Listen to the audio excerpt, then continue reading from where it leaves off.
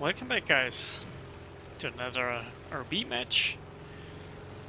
Today I'm showing off a game that I flew with the French Bearcat, the F8F-1B cannon version, which has a BR of 6.3, so pretty much the top end of the line for prop fighters. And it's a very interesting plane, in my opinion.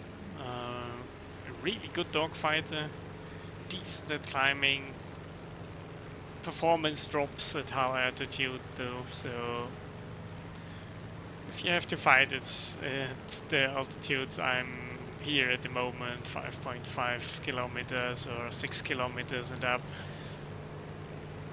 Yeah, that's not really the the place where you want to be with the Bearcat. Optimum altitude range is definitely below that. And the lower you go, the better you become, especially in comparison to the German planes. And here we, after a longer climbing session, where I stuck to the tail of another of this Hawk player here, another F8F. We are engaging them, the Germans, and I picked this D9 up. Let's see, it makes a suicide attack in this blue cloud of fighters. To be honest, we were approximately 4 fighters just closing in on him. And yeah, now the situation is as follows: that we have a lot of bombers high up, and they are distracting most of the enemy fighters, which is good. So we have had time to get rid of some of the stranglers and thin out the team, because I think you will all agree that Axis teams that fly together as a pack at high altitude are insanely hard to counter, because all the time you try to use your maneuverability and evade. Yeah, we will get a problem when somebody is trying to get you while you're on the loop, in the top of a loop or something. And we have next fighters coming in, Ki-94s. Very powerful aircrafts at high altitude. Good speed, good energy retention, and very good armament. But even though the Bearcat is very heavy on the, on the controls of at this altitude range, he cannot really outmaneuver me. His plane is too fat and too big. It's not gonna happen. So at first I think that I can maybe get him, but not really. He chooses to dive away into the clouds, and then I say, well, fuck it, let's go up again. Because losing all the energy I gained with during the long climbing process, that's not anything. That's not something that I want to give away that easily, especially if I know that there are loads of enemies up high.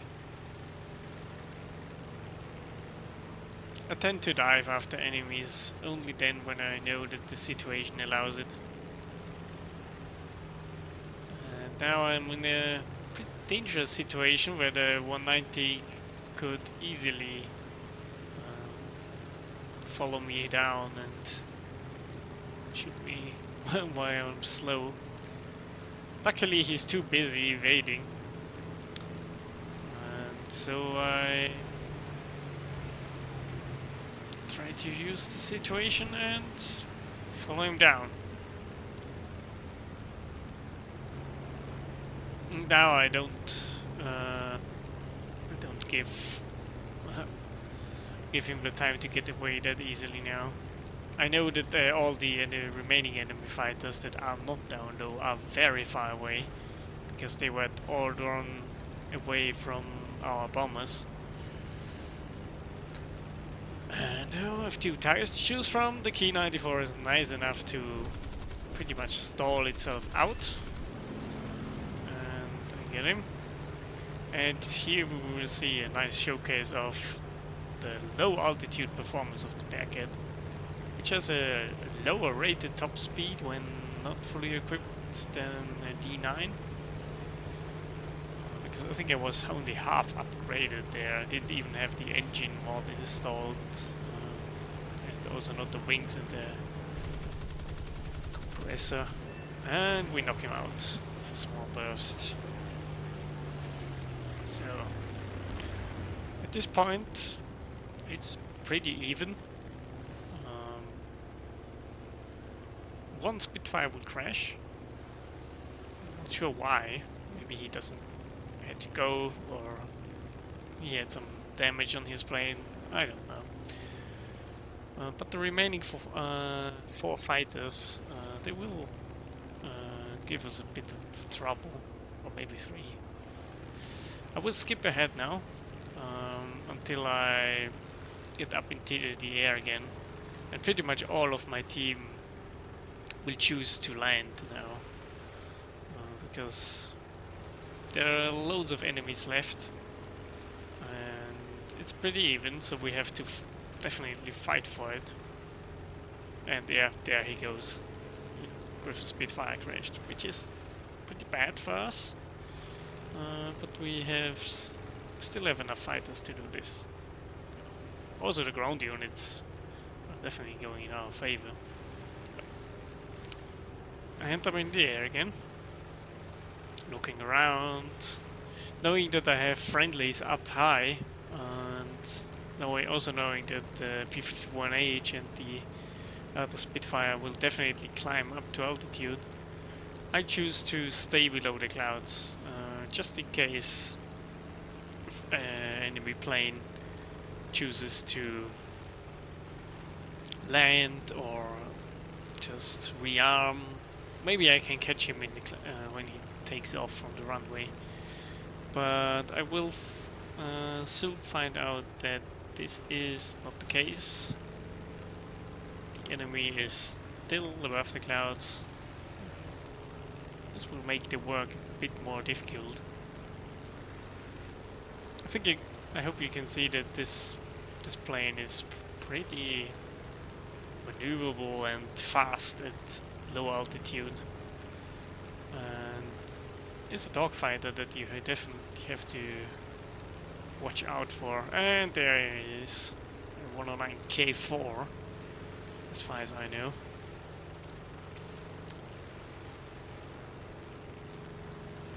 At this point I'm still not sure if all the rest of the planes are also here.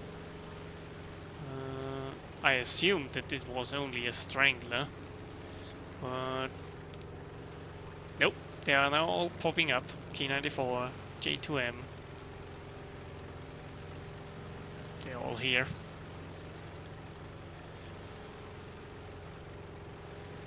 I think also my teammates got a bit surprised by the appearance of all the enemies at the same time, pretty much. And I try to get up to the altitude quickly enough. As you can see, the climb rate is pretty good. I can even catch up with the K4 while climbing, and he was at this altitude for a lot longer than I was.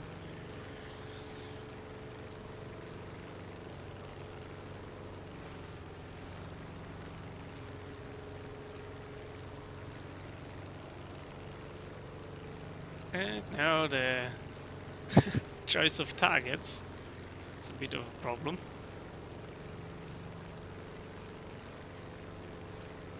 At the moment it's even, 3 versus 3, so I hope that I can I can make the difference here that is needed. Oop, Key 94, roll out of the way. The 30mm cannons of that thing would shred me to pieces.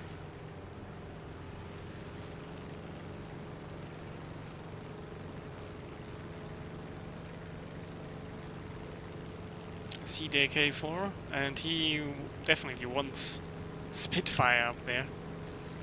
And yeah, I knock him out.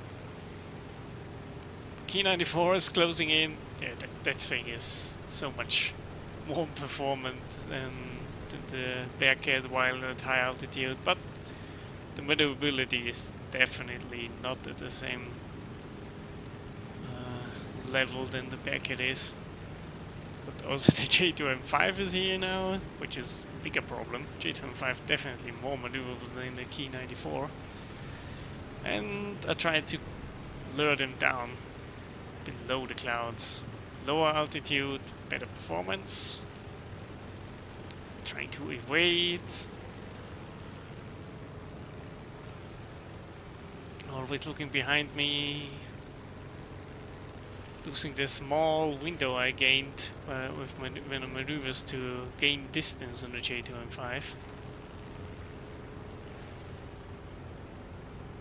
The Spitfire's coming in. That's what I was waiting for. And at the moment the J2M5 breaks away, I try to get him. Sadly, my shooting is a bit off there. Could have saved me a lot of trouble if I landed the hits right at this moment. But it seems like I have to fight a bit longer now. Low speed dogfight.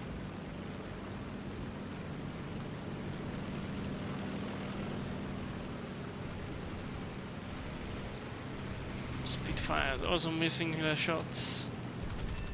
But now I get the guns on target. And now the Key 94 is coming.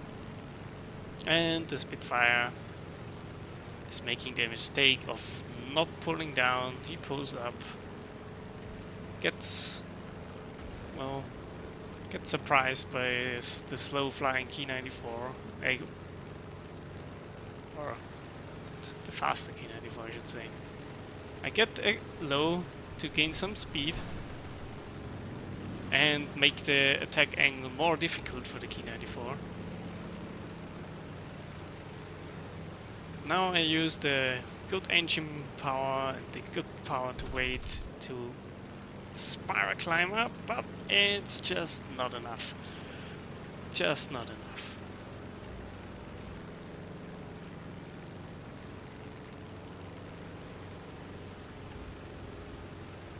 And he's doing another attack run.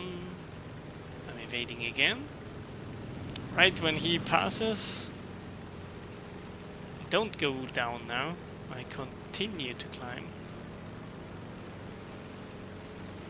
Even though I am stalling, I don't care, because I know that he's also stalling. Yeah, just not enough to get the guns around. It's just, I was freaking out at this point. His plane is too heavy.